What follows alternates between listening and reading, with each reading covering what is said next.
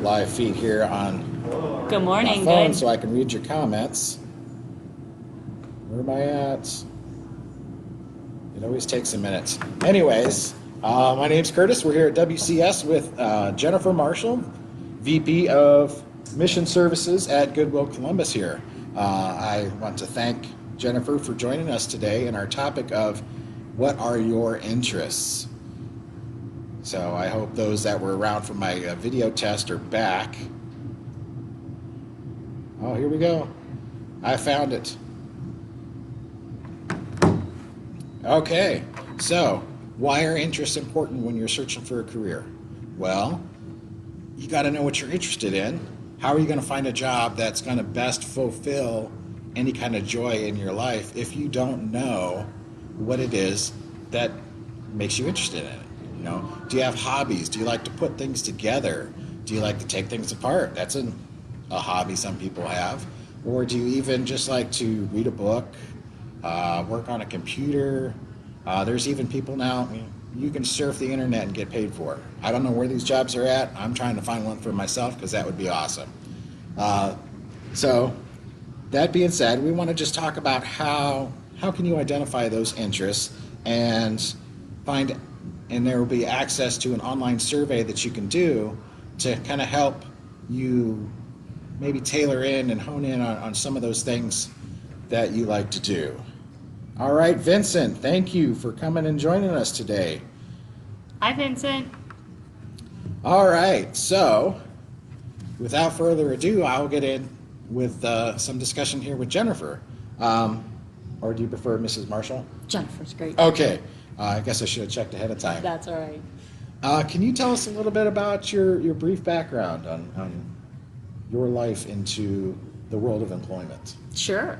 So, in preparing for our talk today, I started writing down a list of all the jobs that I had before I finished college, and there were 21 jobs. Wow. Because I worked a lot. I paid my way through college, so I started out babysitting. I worked as a grocery store cashier. I worked in customer service. I did landscaping for a while, which I like to be outside, but landscaping was really boring for me, so not one of my interests. I worked in a soccer store, so a lot of customer service. I was a summer camp counselor for kindergarten age kids and loved hiking through the woods and playing games and doing that kind of fun stuff. I worked as a suicide crisis hotline counselor, volunteer for a period of time as I was nearing the end of college. I worked in the career services office, helping people with resumes and interviews. So I did a lot of different kinds of jobs, and along the way I learned that I liked customer service, I liked solving problems, I liked that if you smile at an unhappy person, you can often get them to smile, so I liked trying that challenge of getting people to smile. I liked organizing things. So I would say every job that I had before I started on my professional career taught me something about what I liked and didn't like. And I believe all of those experiences are what help you on the path to finding your best fit in a career. Absolutely. So what are some of the interests that you explored when you first started looking for a career?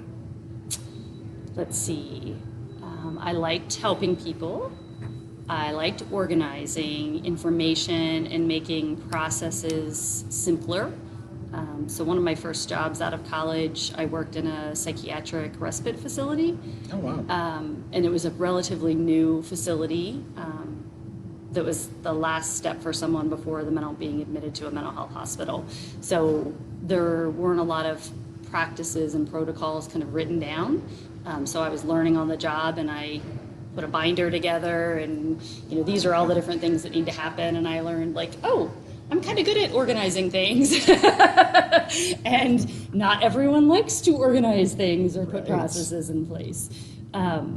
So I'm a big believer in finding those things out. Oftentimes the things that you really enjoy doing, you take for granted, or we take for granted that we're naturally good at it, and we assume other people are good at it too. And oftentimes those things that really come most naturally to us and give us joy we have a gift that we need to identify. So I feel really blessed that early on I had people who coached me and helped me to figure out what are those things that I liked and that I was good at that were different from what others were good at.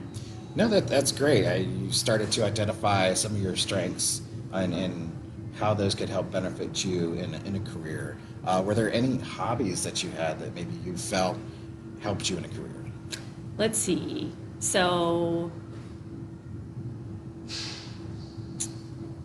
I think there are lots of things from a hobbies perspective that can help you to find out your interests. Honestly, because I always had 2 or 3 jobs pretty much from the time I was 16.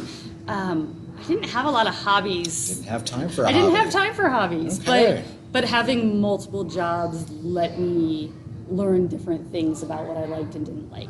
I think you could do the same thing with hobbies, whether that be being a handy person and able to fix, liking to tinker or fix things.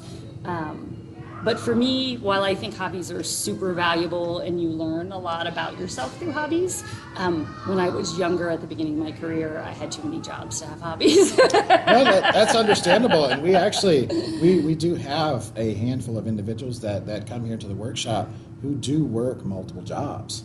And it's amazing where I am tired at the end of my workday here, but there's been times when, you have had to work more than one job. Just, pay your way through school or make ends meet. So it gets busy. Absolutely. So when did you decide that this job here at Goodwill Columbus fit your interests?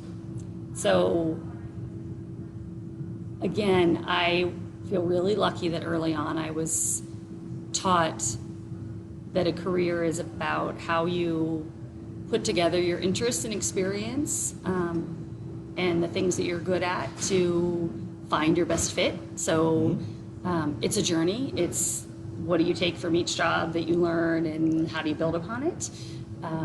So the job at Goodwill Columbus in a lot of ways was kind of the next step from the last job that I had, where I had worked in social services, had worked in human resources, in workforce development, and kind of pulled all of those interests together and the ability to lead people, to make complex things simpler. So I think it's really important to understand what are those things you enjoy the most and what are you most interested in and how do those connect to the jobs that are available. Great. So what advice or information can you share about your experience in finding a career that matched your interests that you feel could benefit our individuals here at Work and Community Services? Sure. There's a tool called the Strong Interest Inventory, and we've done some things at Staff Development Day, and we could pull out some of those tools to help people explore their interests.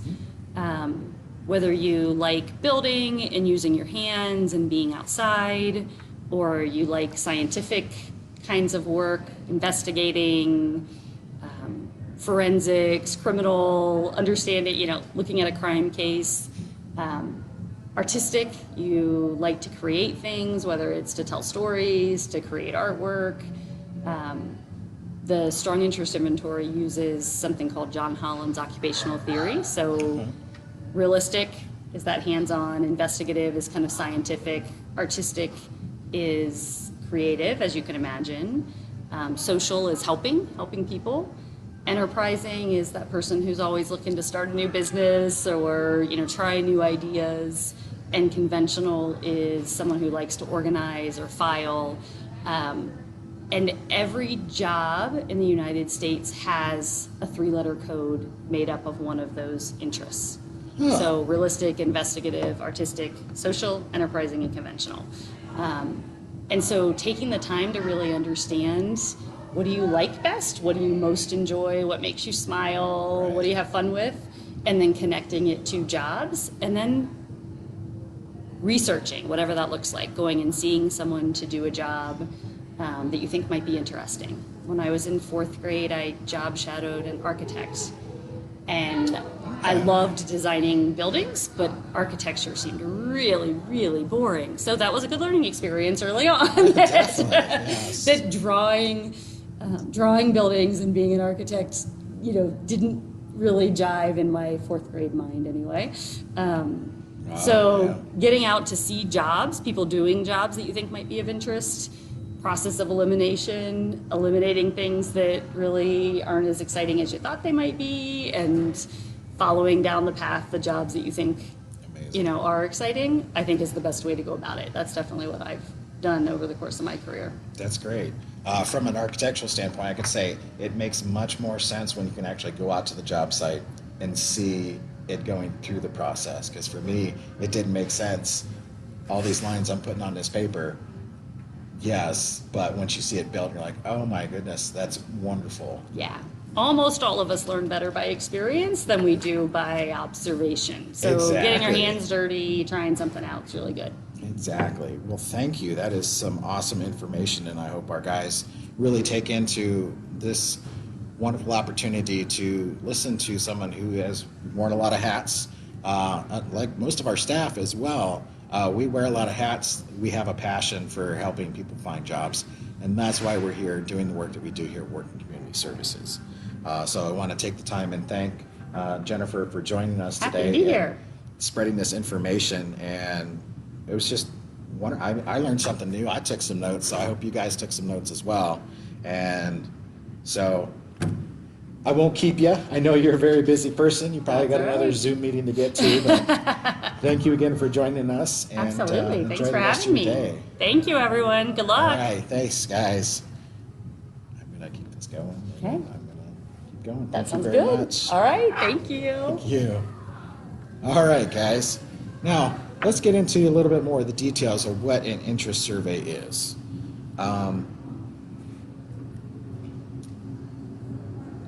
So, what is an interest survey? It is a list of questions one either asks another person or asks themselves to determine what interest they may have. It's usually an open and honest conversation between two or more people. And no interests are too big or too small to mention. Any interest can lead you to something, and do not be afraid to bring them up. There's no judgment. That's what interests you. So how can I judge something that is an interest to you? It may not be an interest to me, but that's why I'm here to help you find those things. All right, so what kind of interests should you list? Is there a hobby you currently have? We heard Jennifer talk about the fact that she was so busy in her start of a career that she didn't have time to really have a hobby. So that's okay, because she had a lot of different choices, a lot of different options, and just a whole variety of experience to pull from in order to kind of hone in on where she wanted to go in life. So, are there activities that you'd like to do? Are there daily or weekly or once in a while things that you like to do? What are those, and how can we help you discover what they are so we can help locate that down into some sort of career?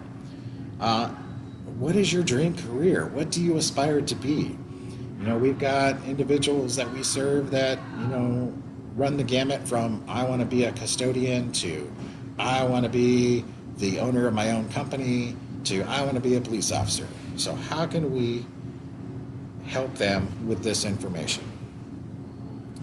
And then what have you always wanted to try but have been too afraid to try? Well, for me, I kind of want to try bungee jumping, but I'm too afraid to try it. I'm just not that trusting of a giant rubber band. But what do I want to try in career-wise that I've been too afraid to try? Well, I'm facing one of those fears now, and that's doing this live conferencing with people and doing these video segments here for Facebook for Goodwill Columbus. So how can we turn this into something more for us? How can we turn this into something more for me? Do some of you out there want to try to do this with me? I would really like to hear some information from some of our listeners and followers if you want to try to learn how to do video segments, video training. Is there some sort of passion that you got? So how can your staff help you explore these interests? WCS training specialists here are we're here to listen and help guide you through the process of exploring what interests you have and when it comes to work. Is there something that, do you like to keep things clean at home? Well, that could lead you into a career of custodial, or it could be something else. You like to organize, so maybe you could work as an office assistant and help organize things. That would be a good next logical step. And we're here to listen. We typically take notes while we discuss with you on what your interests and hobbies are, and then we take these notes and we start researching how it could lead to a career in the community.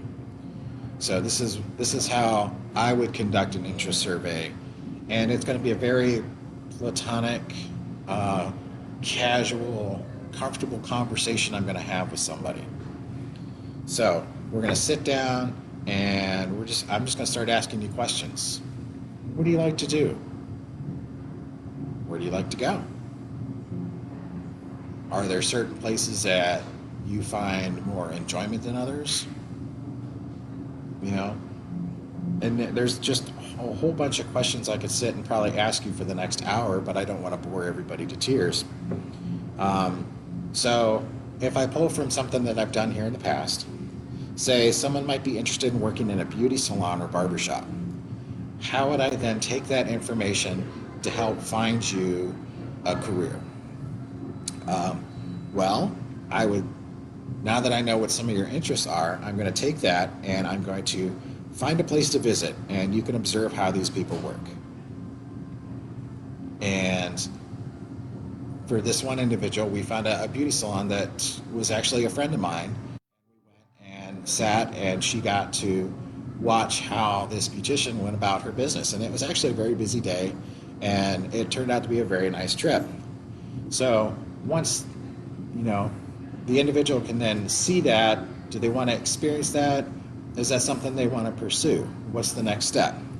Next, I want to find, what type of certifications or education or training is needed for any of these jobs. Is there a school or training center or anything that they can go to? And I want to set up a trip for that. I want to get the individual out and talking with these educators or these certification specialists and see what we need to expand on that. And then I want to schedule this visit and bring the individual out there, and see, is this a fit? I understand that a lot of the individuals that we serve here at Goodwill may have some learning, I want to say issues with learning, but I don't mean that in a bad way. We all have things. I'm a very visual, hands-on type learner. I can't sit and try to read things, otherwise I'm going to fall asleep. And I may not comprehend it as well as if I've actually got a hands-on visual representation that I can work with. So for me, I need to find educational opportunities for me that will give me that area of learning to meet my learning style. Are there different types of educational opportunities and assistance that we can get for individuals out there? Do you need a study coach? Do you need a tutor? These are all things. The options are endless, and what we try to do with these interests is make it completely person-centered and finding the best fit for the best possible outcome. I'm not going to say, okay, you want to be a beautician, well, I'm going to send you to OSU's beauty program and expect you to get straight A's there. That's probably not going to happen. I mean, that would be great, but I'm not going to set you up for failure. And I would definitely express to you guys to take it from a positive standpoint and look at that and say, hey, anything is possible, but what do I need to get there? And what can I do to piece together to get you there? All right, so what happens if I find that I really don't like something? It's going to happen. You may say, I can think of a couple individuals who want to be a police officer. Well, I guarantee that if we take them out and put them in the academy training program and they run the obstacle course, they're probably going to rethink that thought on what an actual police officer has to do to get the training done. I know I wouldn't be able to pass that. So, and it's okay to laugh at that because I can laugh at myself. Um, but it's great that it's okay that if you get into something and you find out you really don't like it, well, that's okay because then we can move on to the next thing. All right. So don't be scared to say that something might not be a fit for you. I don't want you to think that you're going to hurt my feeling or any of my staff's feelings that if you're doing something that you might not like it. If there's anybody out there that's had that kind of experience, feel free to chime in on that. I know we've got maybe one or two individuals watching right now who do some jobs. And if those jobs aren't for you, what do you guys do? Do you talk with your staff?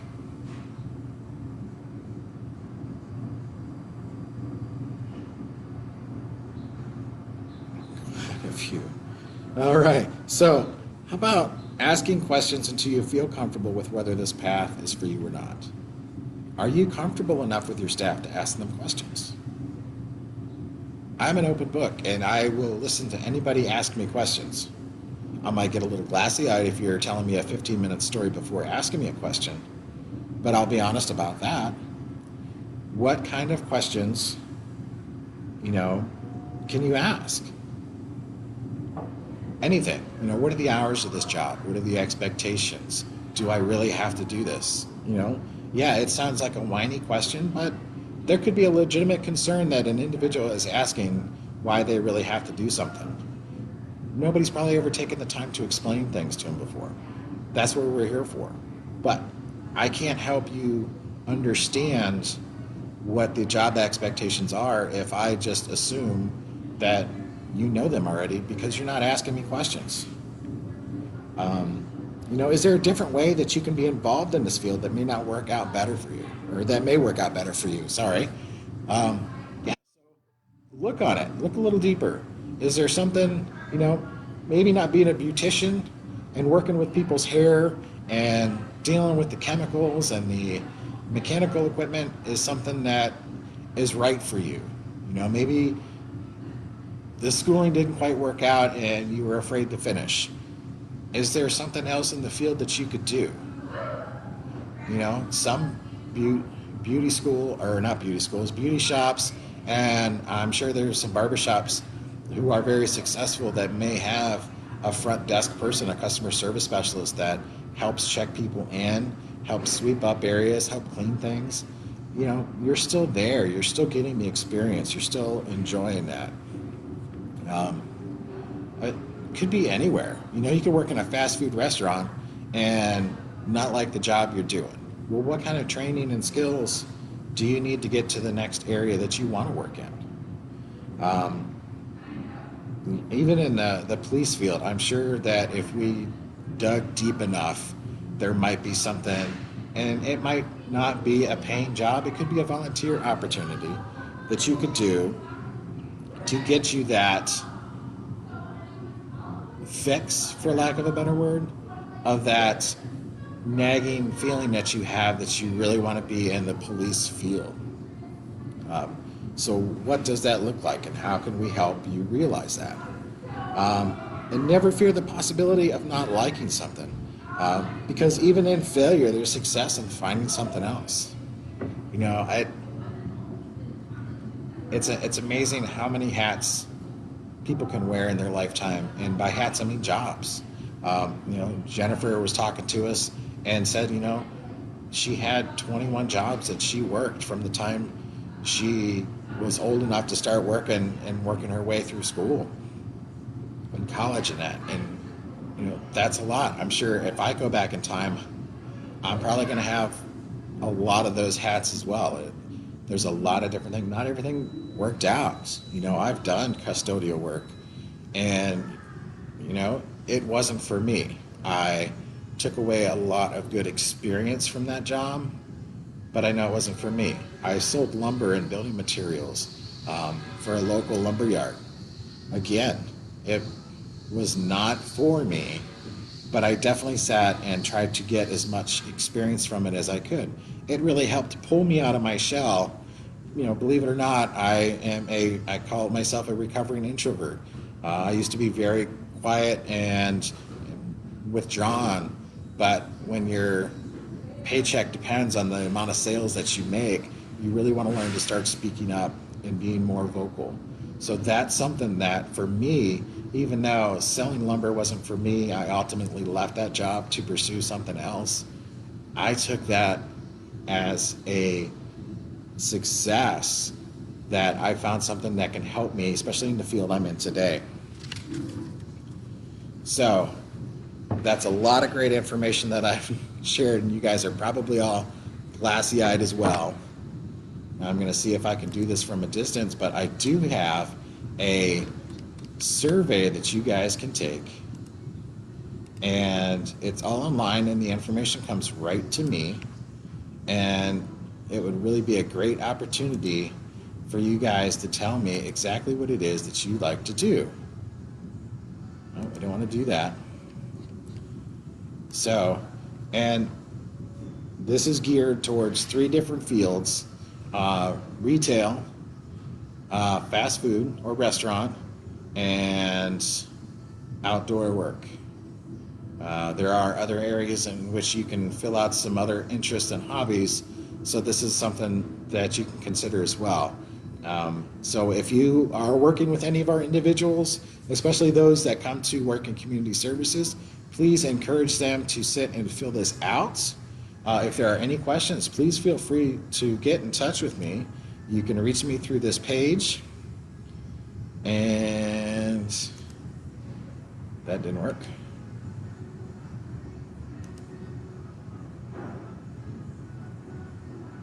And we can make that happen. Sorry, I'm trying to multitask as I'm doing here because I didn't want to get up and lean into the camera. So I will end this video now. I really appreciate everybody joining us in today. I appreciate again very much Jennifer Marshall coming out and speaking with you and sharing her words with us.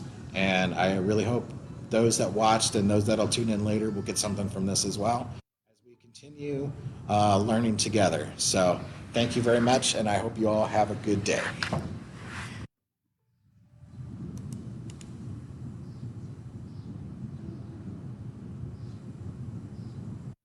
not gonna let me paste. All right. I'll post it later. Thank you.